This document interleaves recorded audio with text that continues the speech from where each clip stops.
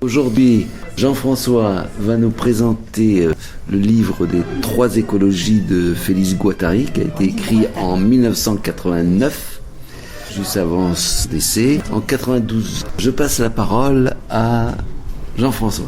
Bon, moi, quand j'avais découvert ce texte, il y a maintenant un paquet d'années, c'est un texte que j'ai beaucoup aimé. Comment dire ? J'ai lu plein de livres que je pense qu'on doit lire actuellement en matière d'écologie politique, comme Le Contrôle naturel, les autres bouquins de Michel Serres. Je pense qu'il faut lire aussi André Gorz. Je pense qu'il faut lire Jacques Ellul, qui nous parle de la dépendance à la technicité. Je pense qu'il faut lire Jonas, le principe de responsabilité, etc., pour les questions morales que ça implique. Mais quand j'ai lu ce petit bouquin, je dois dire que j'ai ressenti quelque chose d'assez étonnant, parce qu'effectivement, il fait une sorte de synthèse, il propose une sorte de synthèse. À un moment, il parle d'existentialisme, donc, comme Sartre disait, l'existentialisme, c'est un humanisme. Je pense que c'est une question humaniste qui balance, après avoir fait donc sa carrière de psychanalyste. Il avait même été analysé par Lacan. Travail de remise en question qu'ils font dans l'Anti-Oedipe avec Gilles Deleuze, donc qui est un philosophe. Donc ils font un travail avec le centre de Laborde, où il y a toute une réflexion sur l'enfermement, sur l'autre, sur comment vivre quand on a des problèmes caractériels ou bien de schizophrène, etc. Et comment leur donner un espace de vie et d'existence. Là, il avait été marqué d'ailleurs par le travail aussi de Michel Foucault sur l'histoire de la folie, etc., sur le problème de l'enfermement, sur comment on traite l'autre et la différence. Bon, après, ils entreprennent ce travail énorme dont Nicolas, tu vas nous parler, qui commence avec l'Anti-Oedipe. Bon, globalement, dans l'Anti-Oedipe, ce qu'il faut comprendre, c'est qu'il y avait la remise en question fondamentale d'un point de la théorie de Freud, qui serait fondamentalement le fait que dans la théorie de Freud, en fait, ce serait le manque du pénis qui est constitutif de la femme. Et eux, notamment, ils rentrent là-dedans, ils disent pas du tout, c'est pas comme ça que ça marche.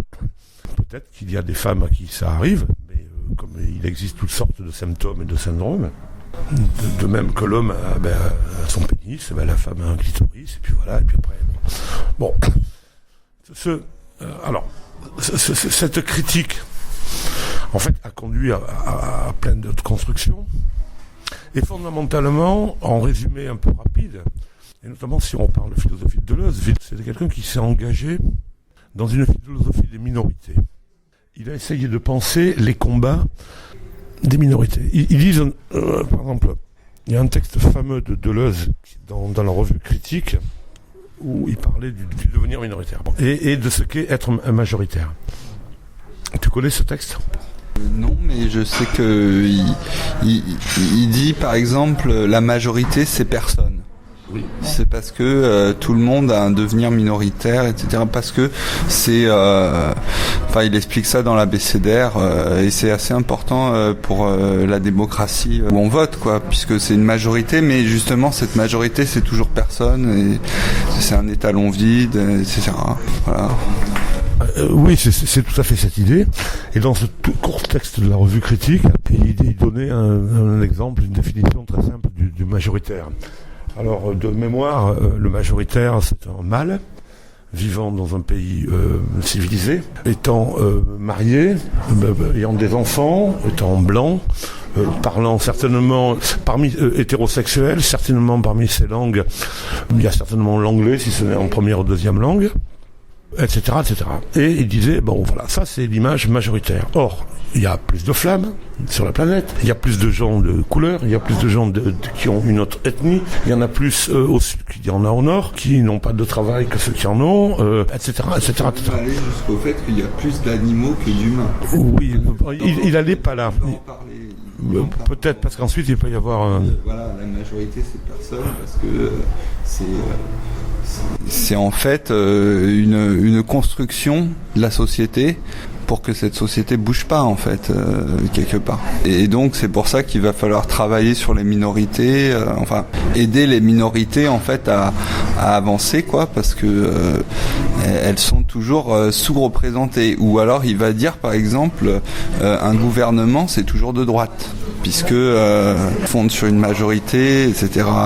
Voilà. Et puis il y a le côté aussi être de gauche, c'est penser d'abord l'univers, la planète, le continent, le pays, la ville, moi. Tandis qu'être de droite, c'est l'inverse. Je commence par moi et après j'agrandis, quoi. C'est pour ça qu'il va dire voilà, les Japonais sont de gauche alors qu'ils le sont pas, mais par le sens de l'adresse postale, ils le sont, etc. Alors effectivement, et ensuite chez lui ça donne quelque chose qui en politique est impensable, c'est que chez Deleuze ça donne un slogan, le devenir que minoritaire. En ne comprenant que ce qu'est une minorité et aller à la minorité. Alors, et il va développer des concepts qui sont pour moi très proches de l'écologie, parce que par exemple Deleuze raisonne énormément sur les agencements. Les agencements d'ailleurs dans les comportements des animaux, entre les hommes, etc. Donc un engagement politique fondamentalement du côté des minorités, on peut le dire comme ça. Et ils iront travailler dans l'anti-Oedipe surtout, sur le masochisme, sur toutes sortes de formes de devenir minoritaire. Alors, après tout ce travail, il se trouve que Guattari passe par les Verts. Il passe par les Verts. En gros, vers 85, et même à tel point et il se fait pas bien voir par certains. Par exemple, à l'époque, il y a Wechter, et notre Paulette Coquillot m'a rapporté que Antoine Wechter disait, mais il ne faut surtout pas lire ce bouquin. D'accord ?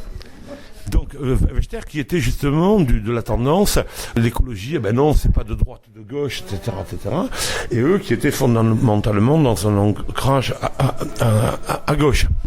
Sauf qu'effectivement, ils font partie donc de la génération des philosophes qui ont connu les horreurs du communisme et qui ont combattu ces horreurs, tout en ne pouvant pas jeter Marx, parce qu'il y a quand même chez Marx encore plein de choses à prendre, et qui sont passés par tous les courants qui se sont servis de courants intéressants de la pensée.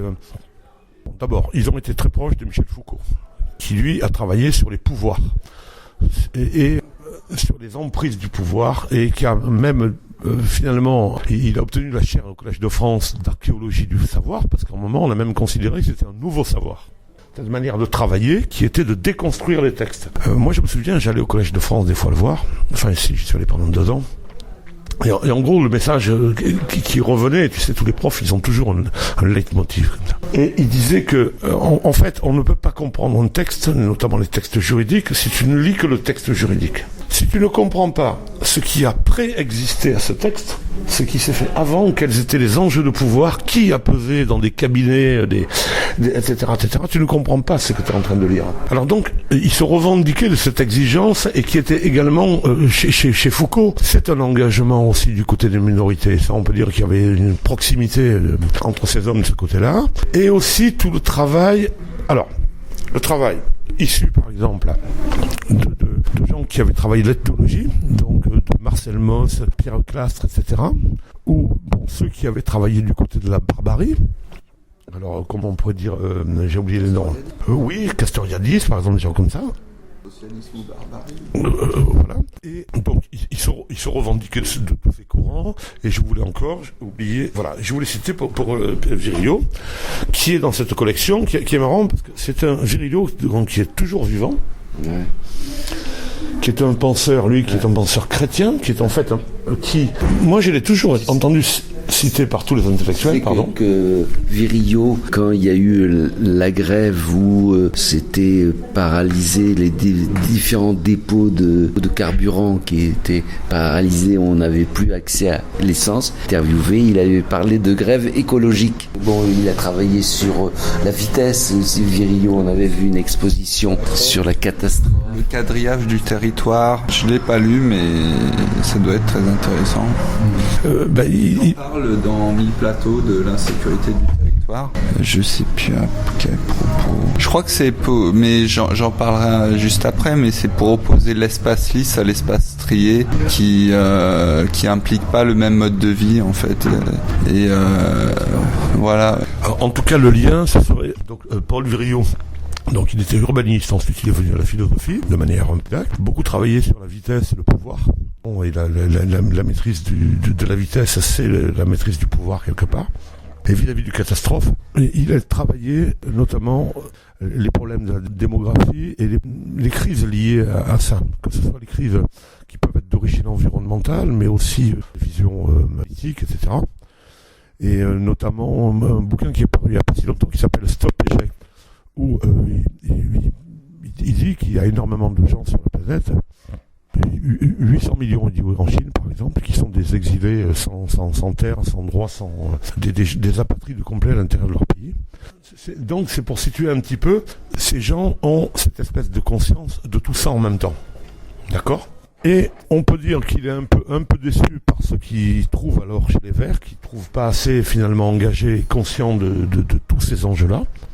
Et donc, pour moi, il écrit cette espèce de petit livre qu'il lâche vraiment comme ça, mais pour essayer de nous dire, en résumé, de la même manière qu'il y a une écologie environnementale qui s'occupe donc de l'interaction du vivant avec son milieu.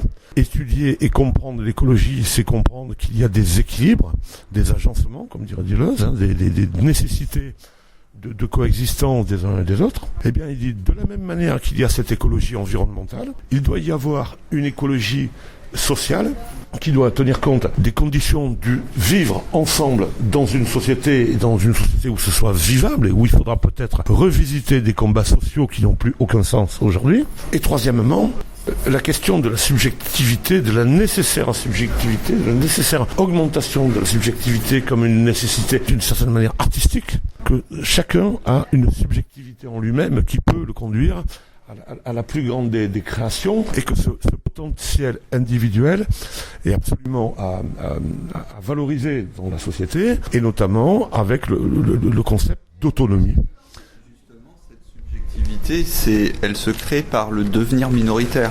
Les concepts de l'ozo-guattarien s'enclenchent les uns sur les autres, quoi. C'est ça, je le vois comme ça aussi. Bon, alors, après cette vague présentation, je vais essayer de me retrouver quelques endroits que j'avais prévu de vous lire pour vous introduire, mais sans être trop long pour pas vous gaver et qu'on passe ensuite au débat, quoi. Alors, par exemple, c'est de la façon de vivre désormais sur cette planète, dans le contexte de l'accélération des mutations technico-scientifiques et du considérable accroissement démographique qu'il est question. Les forces productives, du fait du développement continu du travail machinique, démultiplié par la révolution informatique, vont rendre disponible une quantité toujours plus grande du temps d'activité humaine potentielle. Mais à quelle fin ? Celle du chômage, de la marginalité oppressive, de la solitude, du désœuvrement, de l'angoisse, de la névrose ou de celle de la culture, de la création, de la recherche, de la réinvention de l'environnement, de l'enrichissement des modes de vie et de la sensibilité. Donc là, d'entrée est posé, bon voilà, qu'est-ce que c'est que ce monde où on a fondamentalement, par l'invention humaine, on est capable, si on veut, si on crée des moyens d'une répartition, de vivre mieux socialement ensemble. Et maintenant, qu'est-ce qu'on en fait ? Est-ce que c'est l'asservissement encore plus au consumérisme, ou la possibilité de donner à chacun de mieux s'éduquer, d'être plus créatif, etc., et du passer du bon temps avec ses semblables en quelque sorte. C'est planté comme ça. Alors j'avance vite pour pas lire toute la soirée. Un peu plus loin, ainsi, où que l'on se tourne, on retrouve ce même paradoxe lancinant.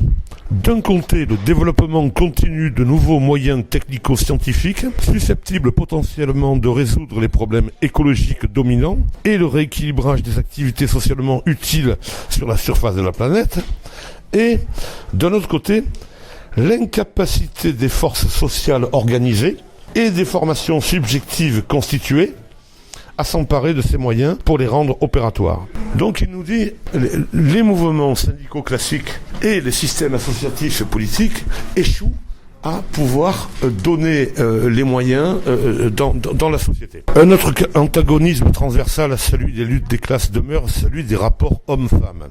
À l'échelle du globe, la condition féminine paraît loin d'être améliorée. L'exploitation du travail féminin, corrélative à celle du travail des enfants, n'a rien à envier aux pires périodes du XIXe siècle. Et cependant, une révolution subjective, rampante, n'a cessé de travailler la condition féminine durant ces 2 dernières décennies. entre parenthèses, on retrouve chez Bruno Latour, dans Politique de la nature, le fait qu'ils disent aussi, si on prend le modèle du féminisme, on a sans doute, et la manière dont, de manière lente certes, mais évidente, pas à pas, point par point, à quand même transformer la société. Et de la même manière, en tout cas c'est l'exemple de Bruno Latour, si tu veux, l'écologie et la science dans la politique peuvent faire une entrée. Alors je vais avancer un peu pour pas être long. Un peu plus loin donc. Il en va de la recomposition des pratiques sociales et individuelles que je range selon 3 rubriques complémentaires.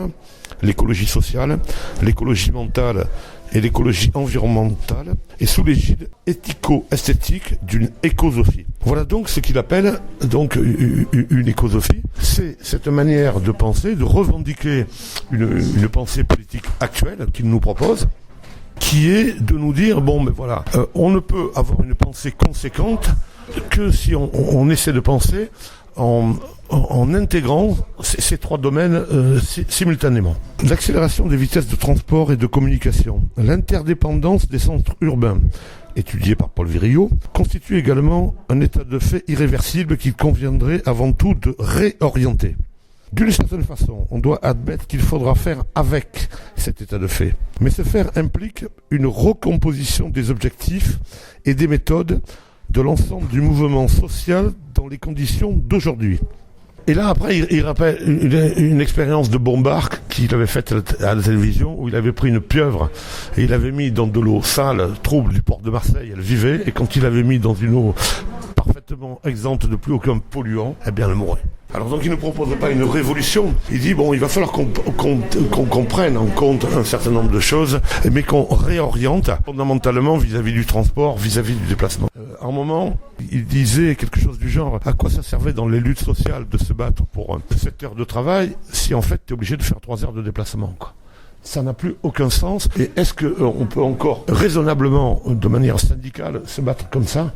Est-ce qu'il n'y a pas autre chose quand même à inventer ? Parce que sinon, la condition n'y est pas, quoi. C'est un non-sens. Alors, là, quelque chose de terrible. Un des problèmes analytiques clés de l'écologie sociale et l'écologie mentale devrait affronter, c'est l'introjection du pouvoir répressif de la part des opprimés. La difficulté majeure ici dans le fait que les syndicats et les partis, qui luttent en principe pour défendre les intérêts des travailleurs et des opprimés, reproduisent en leur sein les mêmes modèles pathogènes qui entravent dans leur rang toute liberté d'expression et d'innovation. Peut-être un laps de temps encore important sera-t-il nécessaire pour que le mouvement ouvrier reconnaisse que les activités de circulation, de distribution, de communication, d'encadrement constituent des vecteurs économico-écologiques se situant rigoureusement sur le même plan au point de vue de la création de plus-value que le travail directement incorporé dans la production de biens matériels. Et je finis. À cet égard, une méconnaissance dogmatique a été entretenue par le nombre de théoriciens